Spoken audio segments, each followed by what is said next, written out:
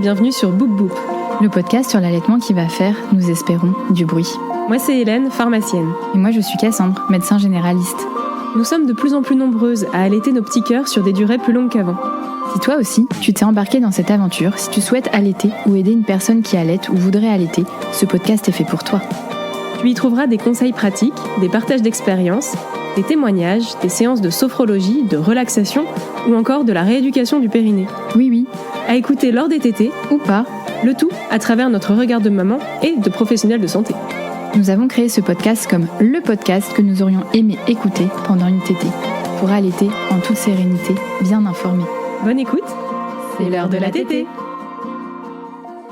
Aujourd'hui, on parle de ce corps qui a porté la vie, ce corps qui a accouché, ce corps qu'on redécouvre après la naissance. Passé la fameuse visite des 6 semaines postpartum, beaucoup de femmes entendent parler de rééducation du périnée, parfois aussi de rééducation abdominale, mais sans savoir vraiment de quoi ça retourne. Pourquoi est-ce si important ? Qu'est-ce qu'on fait concrètement pendant ces séances et comment prendre soin de son corps tout en allaitant, en étant fatigué et parfois un peu perdu dans ce nouveau quotidien ? Pour répondre à toutes ces questions, je reçois dans la chambre de mon fils aujourd'hui Aubéry, kiné spécialisée en périnée et périnatalité pour la 3e fois. On avait vu avec elle le corps en postpartum immédiat puis le corps avant 6 semaines. Ensemble, entre le fromage et le dessert de notre repas de famille à l'occasion de l'anniversaire de mon fils, parce que oui, Aubéry, en fait, pour celles qui ne savent pas, c'est ma petite sœur qui est kiné du périnée. On va parler fuite urinaire, diastasie, césarienne, abdominaux profonds, mais aussi mouvement, récupération et surtout écoute de soi. Parce que nous, on est comme ça, on pense à vous tout le temps. Et surtout, on sait que pour certaines, c'est un flou complet de se retrouver avec cette petite heure d'eau de rééducation périnéale donnée par votre gynéco à la consultation des 6 semaines, ou même pire, à la sortie de la maternité. Un épisode essentiel pour mieux comprendre ce que votre corps vit après l'accouchement et comment l'accompagner avec respect et bienveillance. Bonne écoute, c'est l'heure de la tétée.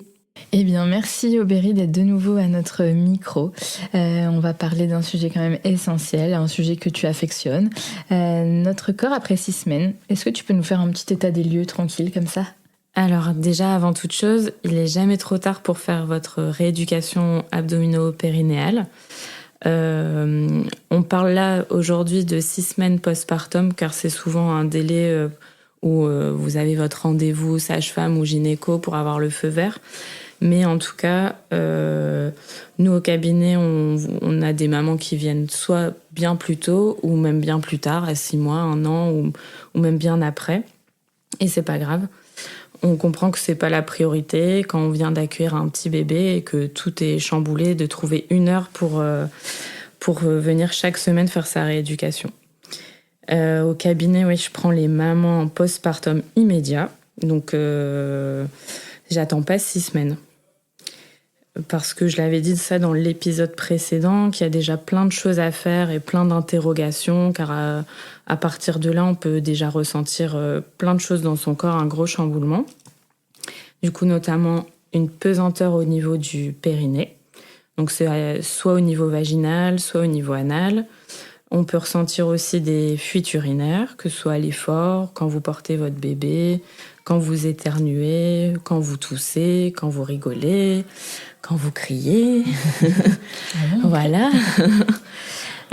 Ou des fuites même sans les sentir, et ça, c'est encore plus gênant. Vous pouvez avoir des douleurs, un périnée qui est œdémacié, cicatriciel, soit suite à une déchirure, une éraillure, une épisio ou une cicatrice de césarienne. Vous pouvez avoir mal en fait partout parce que le corps a été chamboulé. On peut avoir mal au dos, on peut avoir mal au point de la péri aussi, de la péridurale. On peut avoir des maux de tête. On peut ressentir aussi un ventre vide, un ventre flasque. Et ça, c'est pas toujours agréable et c'est pas toujours compris de se dire hier j'étais enceinte avec mon bébé dans le ventre et tout. Et aujourd'hui, tout ça, c'est vide et c'est un sentiment un peu étrange. C'est quand même super cool le postpartum. Ouais. Ça a l'air pas mal. Et alors, la rééducation, qui, que, quoi, comment, quand ? Vas-y, dis-nous tout. Quand commencer la rééducation et pourquoi à 6 semaines, on dit à peu près, même si toi tu recommandes avant, il y a quand même la plupart des pros de santé disent, là vous commencez votre rééduc aux alentours de 6 semaines. Oui, c'est pas que je recommande avant, c'est que nous, les patientes, généralement, on les a durant leur grossesse et du coup, elles savent qu'elles peuvent venir plus tôt, mais je recommande pas spécifiquement de venir avant.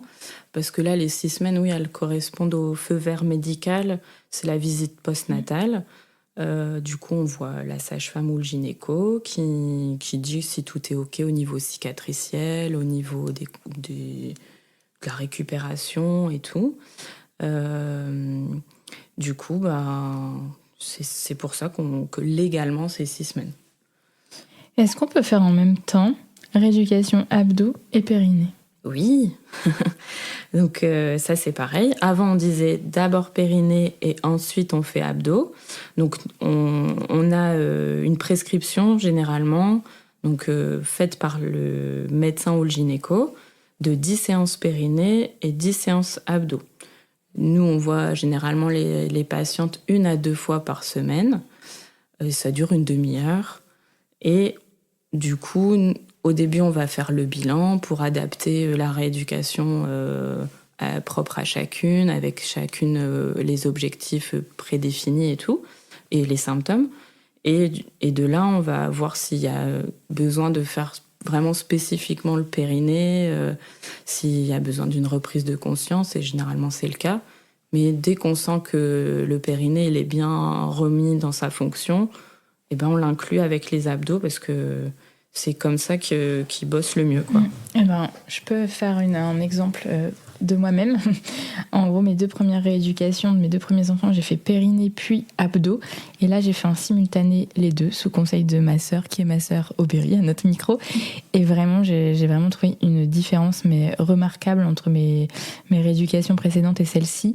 Parce que vraiment, de travailler le tout, je pense que vu que tout s'imbrique ensemble avec la respiration, le périnée, les abdos, les autres muscles, le fait que ça soit rééduqué en même temps, je pense que tout se complète, tout se remuscle en même temps. Et je trouve vraiment que c'est important. Quand on dit abdos périnée, c'est aussi, on fait vraiment le corps entier. On va remuscler le haut du corps pour que vous soyez capable de reporter le bébé parce qu'il grandit, il grossit. Donc que tout ne soit pas soutenu par le dos, donc pour pas avoir mal au dos. On remuscle les jambes, les fessiers, parce que tout ça, ça a été un peu...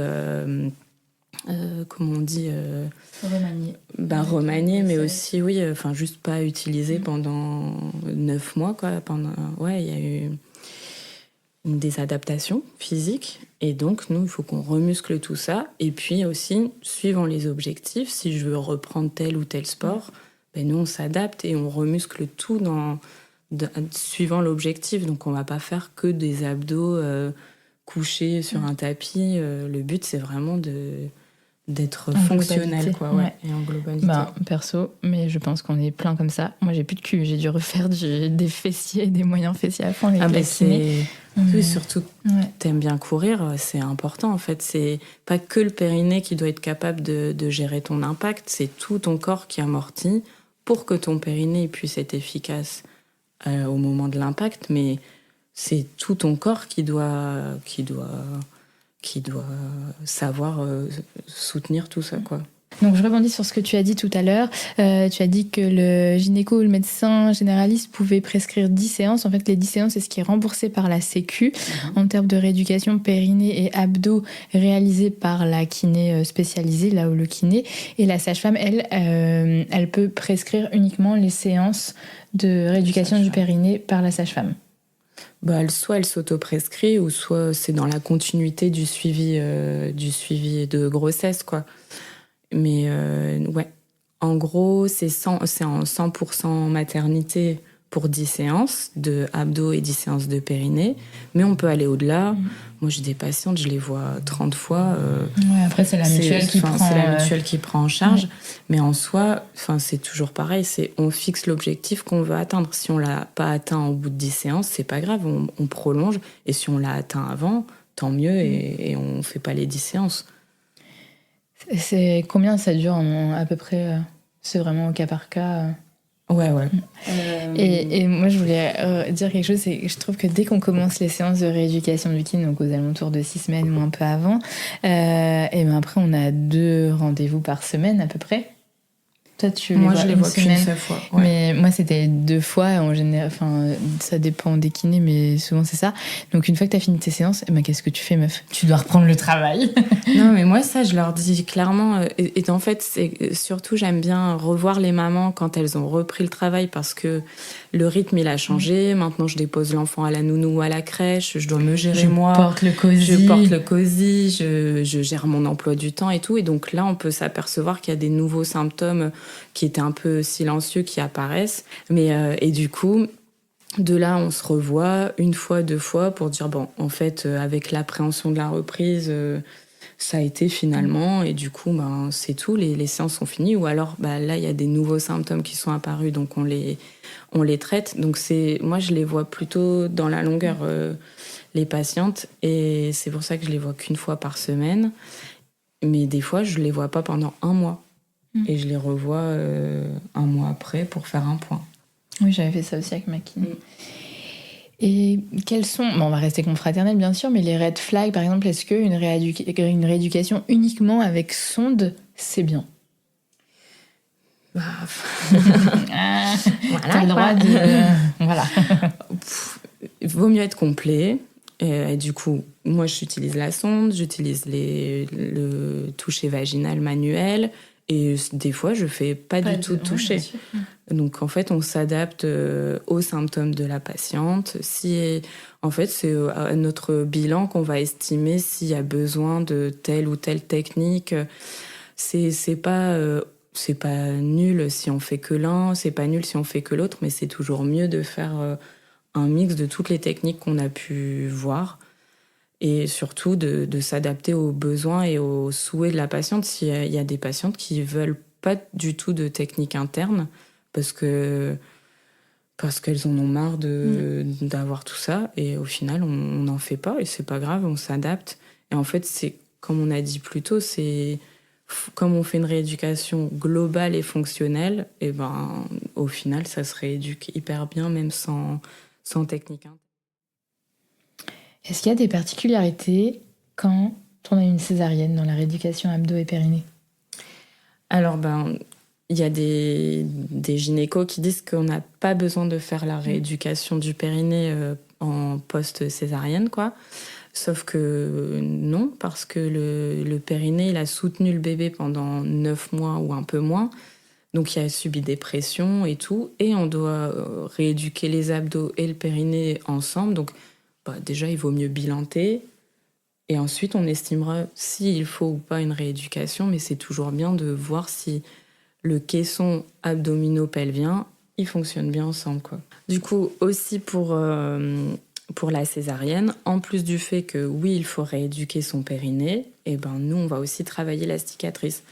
Sachant qu'avant, c'était une cotation spécifique en kiné et c'est plus une prise en charge kiné à proprement parler. Donc nous, on l'inclut dans la rééducation du périnée, mais on ne peut pas avoir une ordonnance spécifique massage cicatrice césarienne, ça n'existe pas. Du coup, c'est... ça montre bien qu'on n'en a rien à faire. C'est ça, c'est considéré comme de l'esthétique. Ah ouais. Donc une reprise de cicatrice plus tard, ou que ta cicatrice, elle te gêne plus tard quand tu n'es plus officiellement en postpartum selon la Sécu, il faut qu'on mette un autre motif sur ton ordonnance parce que sinon, ce ne sera pas pris en charge. D'accord. Donc ça, c'est vrai que c'est super bien sympa de le savoir. Ouais. Et donc, nous, on va travailler la cicatrice parce qu'elle peut être un peu adhérente. Il faut savoir qu'il y a 7 couches qui sont coupées. Et donc, ce qu'on voit en superficie, c'est ce qui se passe sur 7 couches du corps. Et on ne veut pas que ces 7 couches, donc c'est des feuillets qui doivent bien glisser entre eux. Et on ne veut pas qu'ils adhèrent entre eux. Donc, on va bien travailler tout ça, grâce aussi avec la respiration, aux étirements et tout. Et des fois, c'est surtout les extrémités qui sont sensibles, douloureuses et adhérentes. Donc, c'est sur ça qu'il faut insister. Et il faut aussi désensibiliser toute cette zone autour de la cicatrice parce que des fois, c'est quasi un travers de doigt qui est sensible. Et donc, c'est aussi de montrer à la maman que c'est pas écœurant de toucher cette zone parce que ça peut vraiment être étrange comme sensation. Et au plus on va la toucher, au plus on va désensibiliser cette zone. Et faudra, toi, la masser, soit avec de l'huile anti-vergeture que vous aviez durant la grossesse, soit une huile d'amande douce, une huile de jojoba, c'est hyper bien, c'est nourrissant, mais pas trop avec une crème hydratante. Parce que ça nourrit trop et ça peut faire une cicatrice kéloïde, donc une cicatrice inflammatoire. Et ça, c'est pas top. Non. Et on entend souvent des pros de santé, votre cicatrice césarienne, faut l'oublier. Eh bien non, je pense. Non, c'est dur à oublier. C'est dur pendant au moins 1 an. Enfin, la cicatrice, elle blanchit pendant presque 1 an. Donc mais l'oublier aussi, ça veut dire on la touche pas, etc. Non. Faut se la masser. Il faut la masser. Et de toute façon, tu peux pas l'oublier vu que tu la vois tous les jours et que ça te fait mal. Et que, voilà. Si ça te fait mal, c'est qu'il faut la travailler, ouais. Et surtout, c'est au début ton jean qui va être dessus, tes collants dessus, c'est vraiment pas agréable. Donc, à 6 mois après, là, j'ai toujours des culottes taille haute, je mets pas de jean. Et donc, il faut que tu masses ta cicatrice. Moi, je le fais. Aussi, le gel siliconé, c'est bien. Ça, c'est pour un autre type de cicatrice, du coup. C'est quand elles sont adhérentes. Et est-ce que, donc là, c'est quoi notre sujet de base de prédilection dans Boubou, c'est l'allaitement. Est-ce qu'il y a des particularités quand on allaite et qu'on veut faire sa rééducation? Déjà, on a son bébé au sein pendant la rééducation. C'est possible, franchement. Moi, j'ai souvent les mamans qui viennent avec le bébé. Moi, j'ai le bébé souvent avec moi. Et des fois, il y a des séances qui se font au sein et il n'y a aucun problème. En vrai... Moi, j'en ai fait plusieurs en porte-bébé. Ouais. Bah oui, en porte-bébé. Du coup, c'est un poids fonctionnel et c'est le poids de ton bébé. Donc, c'est encore mieux, ça bouge et tout. Mais donc, ça aussi, fausse croyance. Avant, on disait de ne pas faire la rééducation tant qu'on allait. Waouh, 3 ans et demi après. Coucou. C'est exactement ça. Donc non, maintenant vraiment, et pareil, on disait ne reprenez pas le sport tant que vous allaitez. Donc l'idée première, c'est parce que on est plus laxe, on est moins tonique. Risque de blessure. C'est ce qui se disait. C'est ce qui se disait. Mais finalement, donc certes, on est plus laxe et un peu moins tonique de par l'imprégnation hormonale. Mais en fait, il faut s'adapter à ça. Dans toi, ta rééducation, on s'est adapté à ça parce que ça fait 1000 ans que t'allaites et que tu vas encore allaiter 1000 ans. Donc, on va pas se dire, on va attendre que Aimée elle ait 3 ans pour... J'ai le temps de me faire pipi dessus, c'est ça, quoi. Donc, non, on souhaite que ce soit adapté à toi plutôt que toi qui s'adapte à la rééducation. Quels sont les red flags dans la rééducation ? Il n'y a pas vraiment de red flag, mais celui que je dirais, ce serait si le thérapeute vous laisse tout seul avec une sonde et vous laisse faire vos exercices sur l'ordinateur ou vous donne quelques exercices à faire sans sonde, mais à faire tout seul, ça, c'est vraiment pas... C'est pas normal. Donc, c'est avoir une rééducation personnalisée et seul avec le soignant, en fait, individuel, voilà. Ça, c'est primordial. Parce que tes symptômes, c'est pas les symptômes de ta copine. Enfin, chaque personne a les symptômes différents. Et aussi, c'est, comme je disais tout à l'heure, c'est un moment où tu vas te livrer aux soignants et tout. Donc, si tu as des questions, si tu as des sujets que tu souhaites aborder, c'est le moment.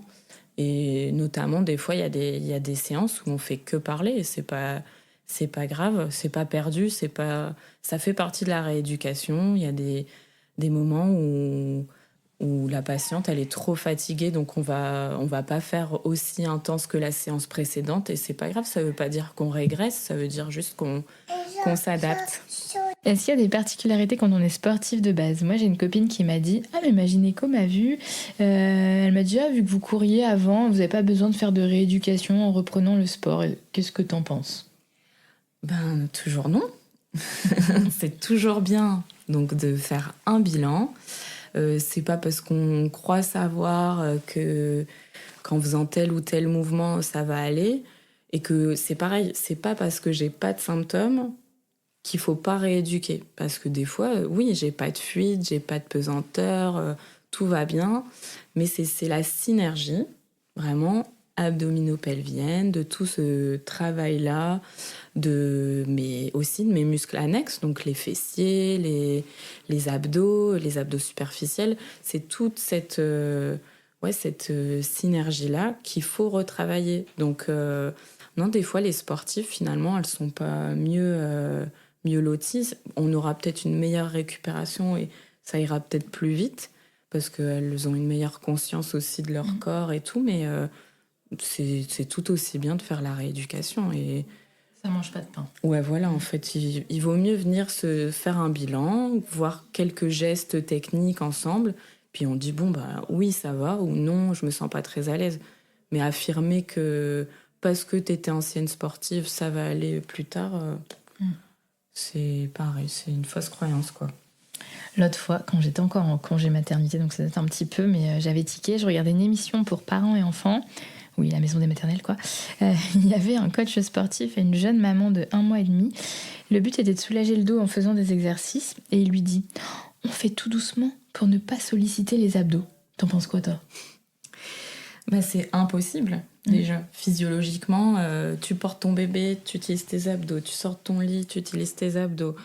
Je porte le cosy qui fait 6 kilos à vide. Tu utilises tes abdos. Donc, en soi, je peux pas ne pas utiliser mes abdos. Donc, autant bien les utiliser. Donc, ne pas... C'est véhiculer des fausses idées et faire peur aux mamans, en fait, de dire ça. Et du coup, c'est comment j'utilise mes abdos. Et déjà, qu'est-ce que lui, il entend par utiliser tes abdos? C'est sûrement les abdos superficiels, donc les tablettes de chocolat. Eux, ils mettent une pression vers le périnée. Mais les abdos profonds, les transverses, eux, ils viennent soutenir le périnée. Donc, c'est comment j'utilise bien mes 2 couches d'abdos ensemble pour que l'ensemble fonctionne bien. Et avant, enfin, il n'y a pas si longtemps encore, on disait non, les crunchs, donc les abdos, le buste vers les jambes, c'est interdit. De faire ce genre de sport, c'est interdit et tout. Mais on revient un peu dessus, là. Ouais, carrément. Bah, si je le fais bien, c'est pas contre-indiqué, en fait. Si je ne pousse pas sur mon ventre, si je force pas sur mes abdos superficiels, si j'engage bien mon transverse, j'ai pas besoin. Et pareil, j'ai pas besoin de sursolliciter mon périnée à chaque fois. Donc, si lui, par exemple, il dit tu n'utilises pas tes abdos et tu vas serrer ton périnée pour éviter la fuite, bah ça c'est pareil. Vu que tout va de pair. Exactement. C'est un automatisme qui va se créer. Quels sont les feux verts pour la reprise sportive, du coup, pour arrêter les séances de rééducation ? Eh ben déjà, de bien comprendre sa mécanique pelvienne, abdominale, respiratoire et tout, parce que si je comprends bien, alors je vais bien l'utiliser. Donc, avoir cette notion-là de pourquoi nous, en tant que kiné ou de sage-femme, on vous a répété telle et telle consigne.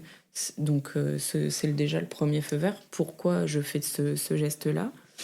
Et ben déjà, ce serait ne pas avoir de symptômes, donc pas de fuite, pas de pesanteur, pas de sécheresse aussi. Ça, j'en avais pas parlé dans les symptômes, mais c'est un symptôme qui peut arriver et que nous, on peut traiter. Bien se sentir dans son corps. Et puis, c'est ce que je disais tout à l'heure.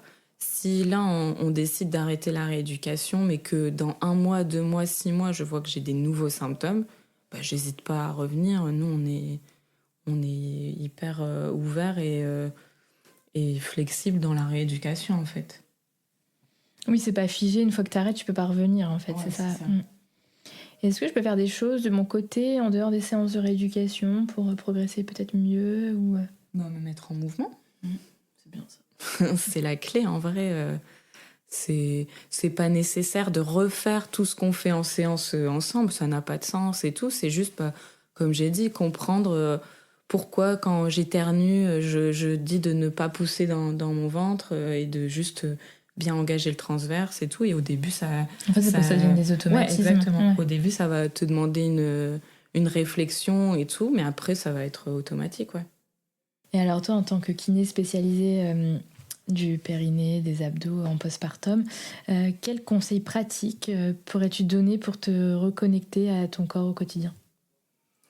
Déjà, de pas avoir cet aspect négatif que un corps qui vient d'accoucher, c'est pas un corps à réparer. Il faut se réapproprier son corps, il faut se reconnecter à soi, ça c'est certain. Et donc c'est prendre le temps, juste déjà de s'écouter, d'écouter ses symptômes, et du coup de venir en rééducation et de et de se comprendre et mettre en place. En gros, la rééducation, c'est se dire ok, mon corps il a changé, c'est ça. Et il faut que j'apprenne avec ces changements. Ouais. Nous, la rééducation, c'est l'opportunité que je me donne pour me reconnecter à moi-même, quoi. Waouh, c'est beau. C'est très beau, mais du coup, c'est très important c'est aussi. Profond, ouais. Profond comme la sonde du périnée. Ça m'a touchée. Question à 100 000 $. Comment trouver un pro formé en rééducation abdos et périnée, mais vraiment, vraiment, vraiment formé, quoi? Eh bien, il y a des annuaires. Pour les sages-femmes, je ne sais pas lesquelles, mais pour les kinés, on fait partie souvent d'une association qui s'appelle l'AFREP. Donc, c'est l'association francophone de pelvipérinéologie. Il y a du coup toute la carte de France avec tous les kinés qui sont formés. Et on met toutes nos spécialités du coup en périnée. On peut avoir urinaire, anorectal, sexo, douleurs pelviennes. Enfin, il y a quand même plusieurs spécialités. Et donc, en postpartum, on peut cocher plusieurs cases. On peut avoir des fuites urinaires, on peut avoir des troubles anorectaux, on peut avoir des dyspareunies, donc c'est des douleurs à l'intromission au niveau du vagin. Et donc, tout ça, ça peut être travaillé. Et donc, d'avoir un thérapeute formé, c'est important. Donc, il y a la FREP, il y a aussi l'EIRPP. Donc, EIRPP, c'est un centre de formation qui regroupe tous les soignants qui ont été formés par eux. Et l'IPPP, c'est aussi un annuaire qui regroupe tous ceux qui ont été formés avec cet organisme-là. Donc ces 3 annuaires-là, regroupés, on peut trouver un thérapeute pas loin de chez soi, normalement. En fait, pour la petite histoire, c'est comme ça que ma sœur a trouvé parce que ma sœur habite Lille et moi je n'habite pas Lille, on habite loin.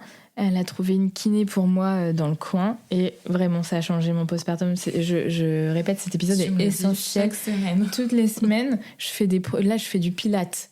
J'arrive à me relever de allongée à assise. Vas-y, fais ça en postpartum, tu me diras si tu y arrives. Eh bien franchement, je n'y arrivais pas après mes 2 premières rééducations. Et là, je me suis étonnée moi-même. Donc vraiment, je pense que c'est hyper important de trouver le bon pro.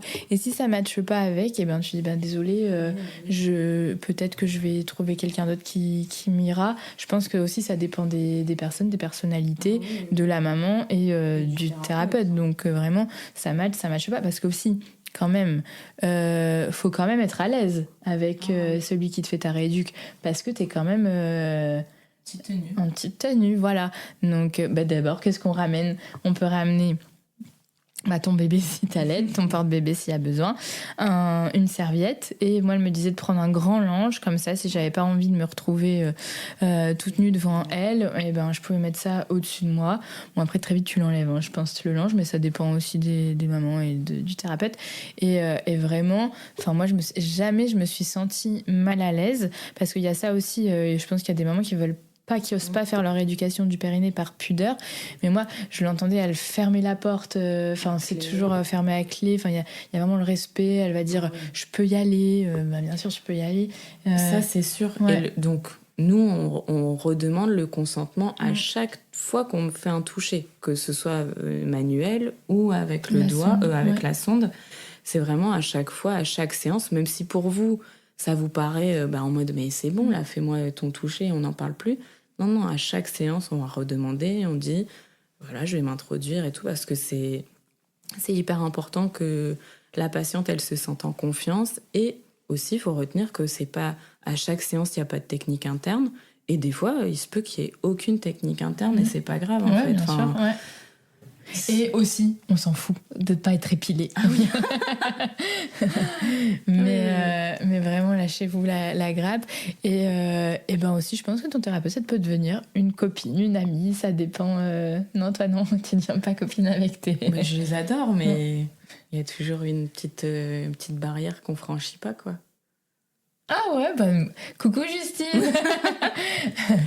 Non mais je vais dire, non, faut être à l'aise avec la personne avec qui tu fais ta rééducation, parce que c'est un duo en fait. C'est ça, et surtout nous on voit les patientes chaque semaine, donc chaque semaine on crée du lien. Tu la vois évoluer dans son postpartum. Et c'est ça, en fait. donc nous on les voit, elles ont plein d'interrogations. On parle pas que de périnée pendant une demi-heure. Aussi, je pense que tu dois être à l'écoute des signaux d'alerte de dépression du postpartum. C'est ce que j'allais dire. Franchement, ça c'est arrivé plusieurs fois où là on dit elle, il faut la réorienter parce que ça va pas et qu'elle m'envoie elle plein de signaux et que faut saisir le truc, quoi. Mais donc sur ça, nous on donne des conseils sur l'allaitement. Je donne plein de flyers de Boub. Non, franchement, c'est vraiment une écoute pendant une demi-heure. Ouais. Et aussi, ce que je dis à chaque fois, ça peut être le dernier conseil, c'est que vous avez su venir une demi-heure au cabinet, donc ça prend à peu près 1 heure de votre temps. Je garde ce temps-là pour faire du sport, pour me remettre en mouvement. Ouais. En fait, j'ai su me dégager ce temps-là dans ma semaine. C'est 1 heure pour moi et ça me fait trop du bien. Et j'arrive et j'essaye de la garder après ma reprise et tout. Je me le note dans l'agenda. Comme si souvent, quand tu finis ta rééduque, tu reprends le travail. Alors, ce que je disais, que moi, je les revois encore après le travail, qu'on essaye de faire quelques séances après la reprise, et que là, on se dit, j'ai su venir une fois tous les 15 jours, je garde ce créneau-là et je fais mon sport. Ou je fais un truc qui juste me fait plaisir, en fait. Moi, je parle de sport parce que c'est ça qui me fait du bien, mais si je vais chanter, je vais à la poterie, je fais une activité où je me sens bien et je suis toute seule, quoi. Ah oui, alors ça, je peux le dire aussi. Avant, je culpabilisais de laisser mes enfants et tout, mais là, j'ai réussi une sensation, mais de dingue, d'avoir droppé tous mes enfants et d'aller au Pilates. Et franchement, c'était trop bien de les avoir laissés. Donc vraiment, faut pas culpabiliser de prendre du temps pour ça, parce qu'en fait, c'est important. Et c'est pour ça que je voulais qu'on fasse cet épisode avec Aubéry. C'est parce que vraiment, je pense que si ton corps, ça va, et que déjà t'es un petit peu limite dans ta tête, ça peut t'aider quand même à aller mieux. Enfin, c'est un tout, en fait. C'est l'un va avec l'autre, et l'un ne va pas sans l'autre. Mens sana in corpore sano. Voilà, tu peux le dire plus fort si tu veux. Tu veux que je le dise? Non, mais c'est un corps sain dans un esprit sain. Bien sûr, c'est indéniable. Et vraiment, aussi, l'énergie peut se trouver dans le mouvement quand on est KO, qu'on n'a pas envie d'aller à notre rééduque, qu'on n'a pas envie de faire notre sport. Et maintenant, faire un petit peu, ou juste à la lumière du jour, faire quelque chose, ça peut te booster pour ta journée, même si tu as une nuit pourrie. Donc vraiment, je pense que c'est hyper important. Et merci à tous ces pros-là d'exister aussi, parce que je pense que c'est une vocation. Tu ne dis pas en 6e sur ta feuille de quel métier plus tard tu voudrais faire. Spécialiste du périnée, les gars. Et peut-être que oui, peut-être que non, mais vraiment, c'est hyper important. Merci de vous former pour nous, pour améliorer notre quotidien de jeune maman. Écoute, moi, c'est ma passion. Et après, c'est quoi la suite quand on a tout fini? Profiter, hein. Voilà. Kiffer la vie. Faire du trampoline ou pas? Merci beaucoup, Aubéry. Merci, Boub. Merci encore à Aubéry pour ses explications claires, ses conseils concrets et surtout pour sa vision humaine et décomplexée du corps en postpartum. J'espère que cet épisode vous aura permis de mieux comprendre ce qui se joue après l'accouchement et de vous sentir un peu plus outillé pour prendre soin de votre périnée, de vos abdos et de vous, tout court. Comme toujours, n'oubliez pas, chaque corps est unique, chaque postpartum a son rythme et il n'y a pas de retour à la normale à atteindre. Il y a juste un chemin, le vôtre. C'était l'heure de la tétée. N'hésite pas à noter ou commenter notre podcast et à le partager pour que Boub soit écouté par des mamans qui allaitent ou futures mamans qui souhaitent allaiter. Pour pouvoir allaiter en toute sérénité, bien informée. C'était l'heure de la tétée.